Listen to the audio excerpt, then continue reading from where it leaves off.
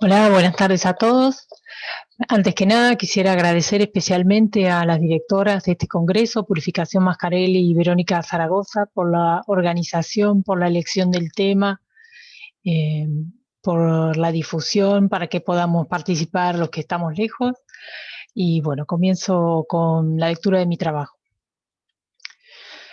Las formas en que los últimos años ha tomado el feminismo como actitud vital para mujeres y activistas en distintos espacios de la cultura occidental son difíciles de describir en tanto que incluyen diferencias ideológicas, de metodologías, de objetivos, de grupos poblacionales a los que se refieren.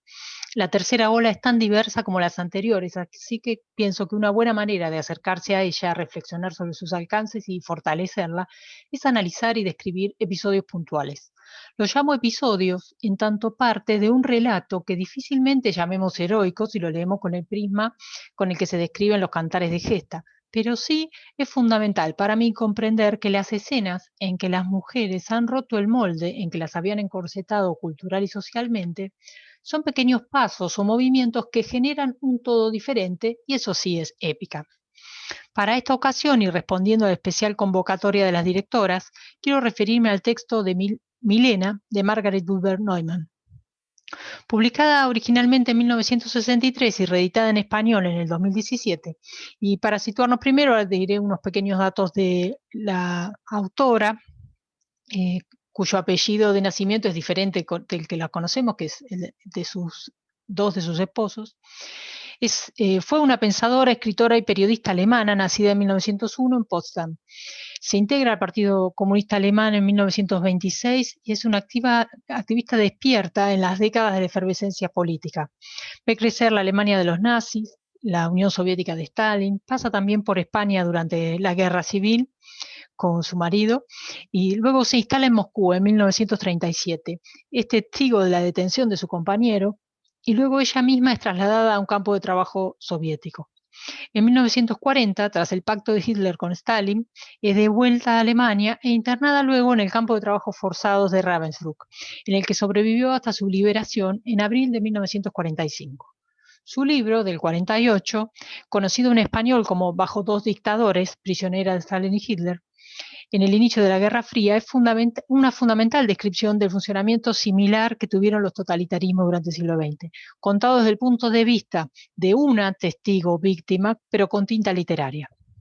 Luego, en 1957, publica acerca de su periplo de Alemania a la Unión Soviética. Ambos libros configuran crónicas interesantísimas para comprender las décadas del 30 y 40 europeas. Su historia circula poco en español. Yo la conocía porque aparece como un personaje muy importante en la novela Sefarad de Muñoz Molina, pero no son demasiadas las referencias que se hagan a su trabajo hasta ahora. Eh, las tensiones políticas de la Guerra Fría y la ruptura con la Internacional Comunista tampoco ayudaron para que sea un personaje muy celebrado. El libro al que quiero comentar es posterior. En 1963 publica Milena Kafka Freuding, que es la biografía de Milena Gesenska, conocida por todos o por todos los filólogos como la novia de Kafka o la destinataria de las hermosas cartas a Milena que editó Hermann Broch. El libro tiene un orden raro. Se inicia con una fuerza extraordinaria en el último acto de la vida de Milena Gesenska, los 5 años en el lager. Margarete cuenta cómo Gesenska se acercó a conocerla cuando ella llegó al campo y cómo la deslumbró su presencia. ¿Sí? Voy a leer las citas, una parte muy breve o lo más significativo, y les dejo en el video las citas contextuales completas.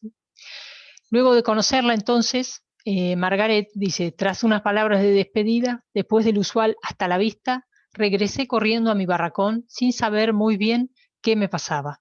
Permanecí el resto del día ciega y sorda a todo. El nombre de Milena llenaba todo mi ser y me sumergí voluptuosamente en su agradable sonoridad. La empatía y el liderazgo que la checa ejerce en el campo, sus artilugios para sobrellevar el pesar cotidiano, su bonomía ante un presente atroz que deslumbran a la alemana, la llevan a describir la vida del campo como marco para la vida de Milena.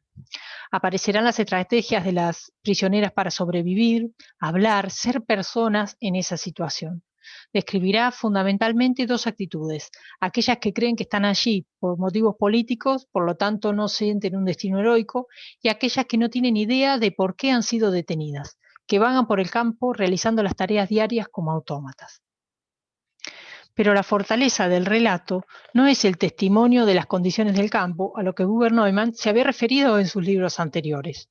El objeto del relato es la vida de Milena Gesenska. Lo expresa así en el prólogo, en el que podemos recoger la intención de la escritura de esta biografía. Allí escribe, entre otras cosas, ¿no? Milena Gesenska merece atención no solo como la amante de Franz Kafka, sino porque ella misma era una personalidad fascinante. Alguien que en su juventud no hizo caso de los convencionalismos burgueses y que a lo largo de su dura vida, en vez de optar por el individualismo extremo, se decantó por la responsabilidad social y política. Poseía la fuerza y el valor infatigable requeridos en el momento, después de que su patria natal, Bohemia, fuera sometida para abogar por la causa de libertad intelectual. Hasta la escritura del libro, que en el prólogo, bueno, la autora lo reconoce como respuesta a una reedición de las cartas de Milena, la imagen pública de Gesenska era la de una de las amantes de Kafka, pero que ni siquiera tenía voz, porque solo leemos las cartas del autor de la Metamorfosis. El compromiso de Margarete es dar a conocer la figura, la personalidad, su actividad periodística, su compromiso con la vida. La importancia de Gesenska en el concepto cultural de la Europa de los años 30. La condición femenina y la amistad sostenidas por ambas mujeres en el campo es fundamental para entender cuál es el compromiso que asume y respeta Margareta al escribir y publicar este libro. Más allá de que en los paratextos, la difusión de la publicación, siga apareciendo el epíteto la novia de Kafka. Honra su amistad al escribir su historia, dado que resulta insoportable que haya quedado solo su sonoro nombre como objeto pasivo de la escritura de otro.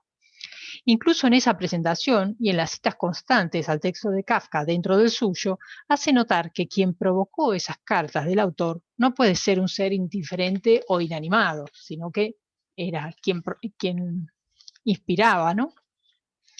Entonces, volvamos al capítulo inaugural, que son los 5 años del campo, la amistad genuina, la motivación de la escritura. En tantos años de reclusión, ella venía del campo previo, ¿no?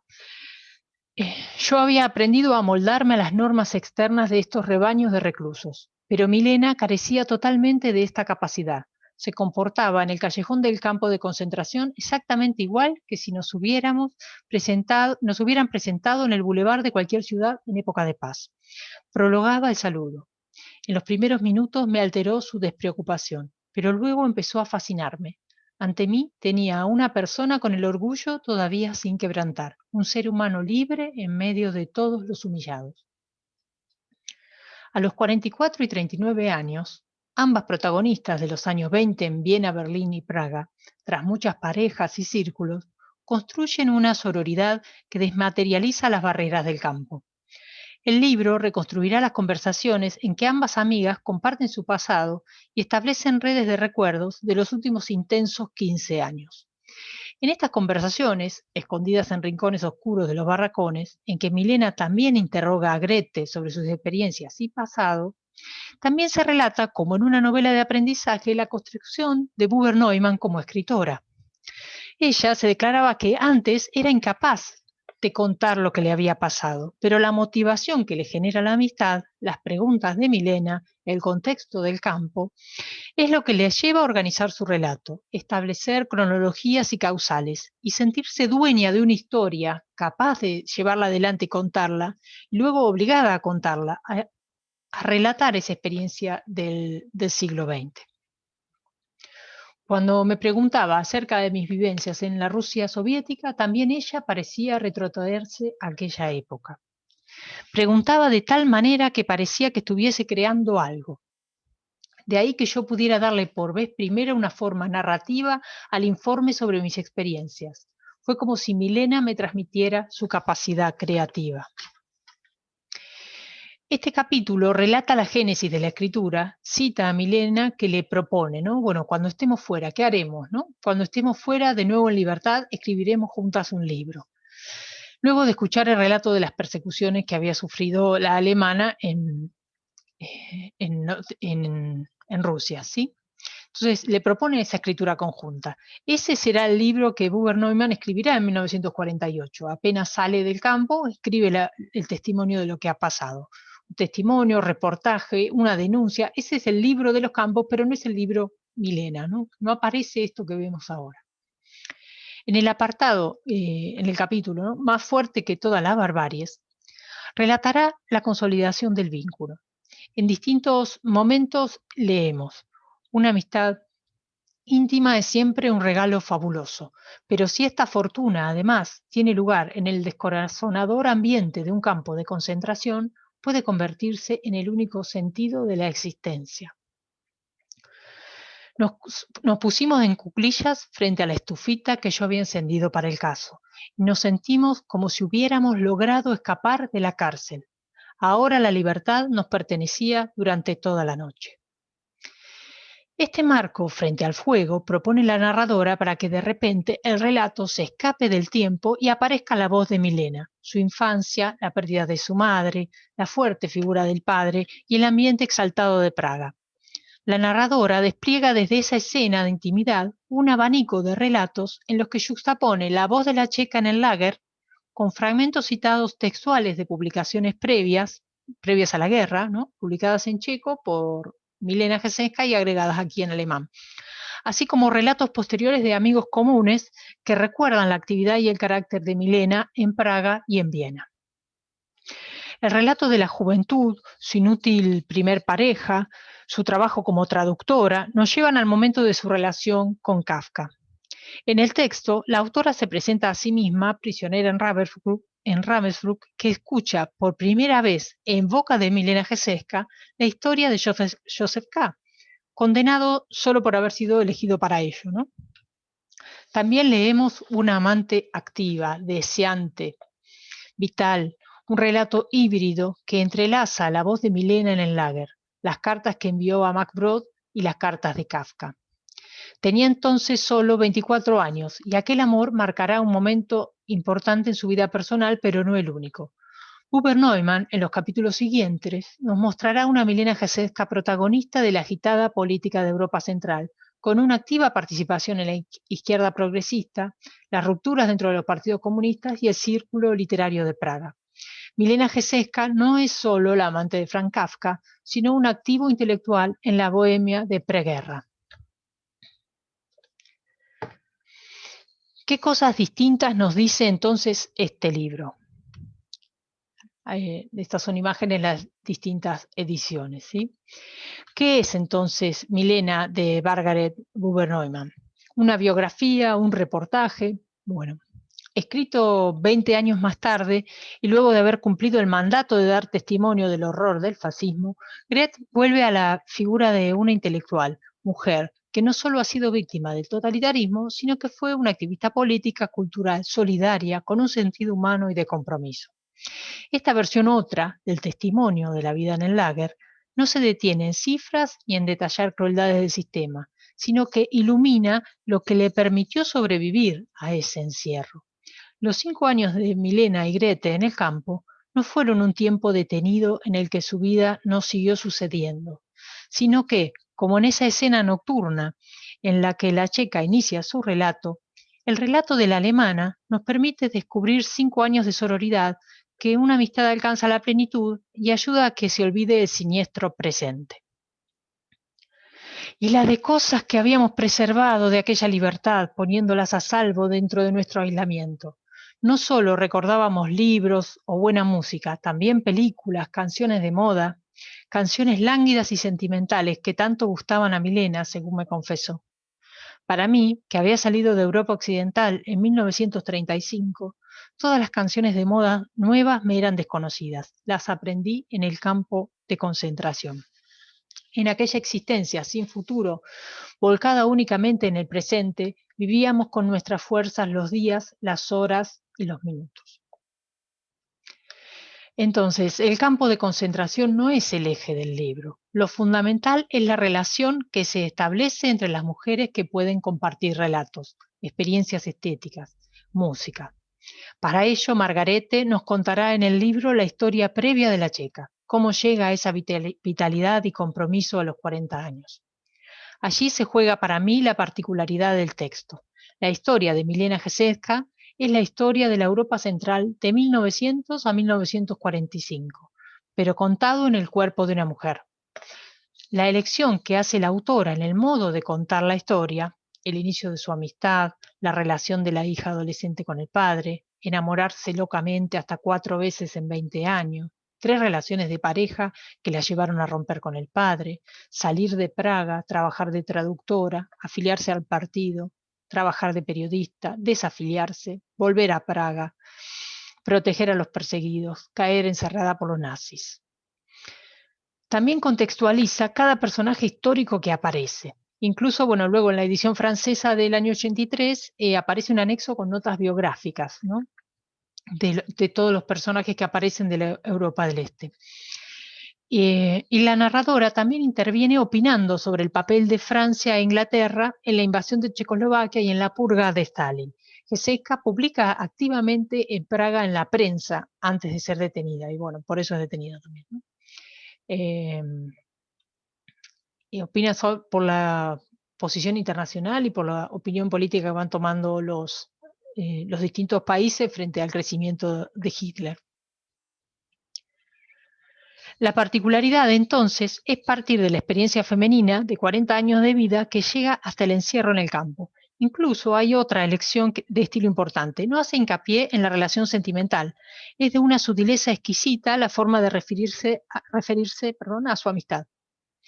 La retrata como intelectual, fortalece todo su perfil público-político. Margarete no expone el dolor de su pérdida, sino que transforma ese desgarro en una reivindicación de la figura de Milena Geseska, no la novia de Kafka, sino la activista política checa de la que evidentemente se enamoró. Este libro fue publicado por primera vez en alemán en el año 63, en España en el año 67 y tuvo otra traducción de Tusquets en 1987 sin demasiado eco. Pero ha tenido una nueva primavera, reeditado ahora en 2017, que lleva 4 reimpresiones y que se editó también en Buenos Aires. Acompaña o integra un modo de hacer públicas, reeditar, poner en valor a escritoras y activistas femeninas con una lógica de acto político que podemos observar en estos últimos años. Parece casi una reacción espontánea a las mesas de literatura femenina y rosa que organizaban en las librerías o incluso colecciones completas de editoriales en los catálogos de las editoriales. Esos eran ejemplos de espacios de encierro, ¿no? Un espacio para mujeres cedidos por cupos reproduciendo la lógica del lugar secundario. ¿Por qué reeditar en 2017 este libro, no? Reeditar el gesto político feminista que realizó Margarete en 1963 con el relato de su sororidad con Milena es, por ejemplo, publicar Las 30 maneras de quitarse el sombrero, de Elvira Lindo en el 2018, con prólogo de Elena Poniatowska, en el que recorre la vida y la escritura de 30 mujeres que de un modo u otro desafiaron los moldes que se les habían impuesto, pero cuyas historias han quedado reservadas para las historiadoras del feminismo. No estaba escrito, no se difundían en un formato que fuese accesible al gran público. Lindo contextualiza a cada autora en los aspectos en que su condición de mujeres conforma una parte identitaria del modo de vivir. También Elvira Lindo edita y prologa, y más que eso, reivindica y pone en primera plana el reportaje de Josefina Carabias acerca de Azaña, ¿no? También en el 2018 se reedita el texto de Rosa Montero, Historia de Mujeres, ahora con algunos agregados que actualizan la información, porque en su momento, en el 94, no había tenido demasiada difusión o recepción, una recepción diferente, digamos. Ahora logra una visibilidad real y también se edita en América. Además, en el mismo año, Rosa Montero gana un premio nacional con La ridícula idea de no volver a verte, en la que trenza autoficción con la vida de Marie Curie, construyendo un personaje poderoso para la historia de la ciencia, pero un personaje femenino, ¿no? En este movimiento de estos últimos años en España, también se encuentran numerosos estudios, recopilaciones y menciones, pero sobre todo verdaderos gestos de feminismo explícito que exponen las desigualdades que tanto se han descrito en la filosofía, pero que hasta ahora no lograban articularse en una práctica. Por ejemplo, el libro Intrusas, 20 entrevistas a mujeres escritoras de Isabel Toutón, que editó Letra Última, con un estudio introductorio fundamental para entender el campo literario español de los últimos 10 años. El campo literario español con mujeres, no en general. En un trabajo previo, también describimos parte de este cambio, resaltando la larga lista que durante 2018 hizo que la mayoría de los premios literarios importantes españoles fueran para autoras mujeres. Me referiré brevemente también a la edición argentina de la correspondencia entre Victoria Ocampo y Virginia Woolf. Victoria Ocampo crea la revista Sur y luego en el año 33 la editorial, desde donde dará a conocer numerosos autores estrictamente contemporáneos, tanto extranjeros como argentinos. En el año 34 lee Una habitación propia de Virginia Woolf y de manera activa busca conectarse para conocer al autor en su siguiente viaje a Europa. Se ven 4 veces, pero establecen sobre todo una relación epistolar. Es en ese tiempo en que Victoria Ocampo descubre que es mejor gestora cultural que novelista, entonces las cartas que combinan comentarios literarios con las actividades domésticas de las dos mujeres dan cuenta de la importancia fundamental que tuvo la Argentina en que Virginia Woolf fuese traducida al castellano. En 1936 publica la primera traducción de Un cuarto propio al castellano y la seguirá Orlando en el 37 y Alfaro en el 38. La señora Dalloway también sale en Buenos Aires, pero editada por Sudamericana. Ocampo trabaja los prólogos, las intervenciones, para dar a conocer a numerosas autoras, inglesas su mayoría, y en los comentarios a la edición de los diarios de Virginia Woolf escribe: si pudiéramos estudiar la vida íntima, la infancia, la adolescencia de las mujeres célebres, las que por una razón u otra han desarrollado durante los últimos 100 años, descubriríamos el papel preponderante que ha tenido en esas vidas la rebelión. La rebelión a sentirse la eterna enfermera, la eterna virgen, el eterno ganado.